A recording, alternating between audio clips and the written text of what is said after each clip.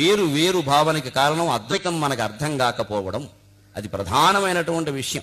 నాకు సైనిక్పురిలో అపార్ట్మెంట్ కొన్నాక అద్వైతం పూర్తిగా అర్థమైంది. కొన్ని లక్షలు ఇచ్చాం, అపార్ట్మెంట్ ఇచ్చాం, కూర్చున్నాడు, కాగితాలు చూశా. 20 అపార్ట్మెంట్లు ఉన్న 500 గజాల స్థలం, అందులో 25 గజాలు నా పేరు రాశారు. నేను వెంటనే బిల్డర్ని అడిగా, ప్రకాష్ గారు నా 25 గజాలు ఏవి అన్న. ఎక్కడ చూపిస్తామండి అన్నాడు. అందులో 20 అపార్ట్మెంట్లు కట్టాక నా 25 గజాలు నాకు ఇవ్వండి, డబ్బు తీసుకున్నారు కదా మీరు అన్నాను. ఎలా చూపిస్తామండి అంటే, ఇప్పుడు ఇంత 25 గజాలు ఉన్నట్టా లేనట్టా? కాగితాల మీద ఉన్నట్టు, వాస్తవంగా లేనట్టు. మరి శంకరాచార్య చెప్పింది కూడా అదే కదా, ప్రపంచం పారమార్థికంగా లేదు రాబ్బా, వ్యవహారికంగా ఉంది అన్నారు. ఇంకా అర్థం కావాలంటే అపార్ట్మెంట్ మధ్యలో కూర్చున్న కుర్చీ వేసుకుని ఇచ్చాం కదా, 25 లక్షలు కూర్చోవాలి కదా. కూర్చున్నాక చూసా, ఈ అపార్ట్మెంట్ నాదేనా. కాపాడు గరికపాటి నరసింహారావు సన్న సూర్యనారాయణ రిజిస్ట్రేషన్ జరిగింది కదా, డబ్బులు ఇచ్చాం కదా. కానీ నాది కాదని అర్థమైంది. ఈ గోడ చూసా, ఆ గోడ నాది కాదు. అక్కడ పక్కన సరిపడికల పాపయ్యని ఇంకోడు ఉన్నాడు, గోడ కామన్. ఏమన్నా మీకు కొడితే వాడు వస్తాడు, చప్పుడు అవుతుంది.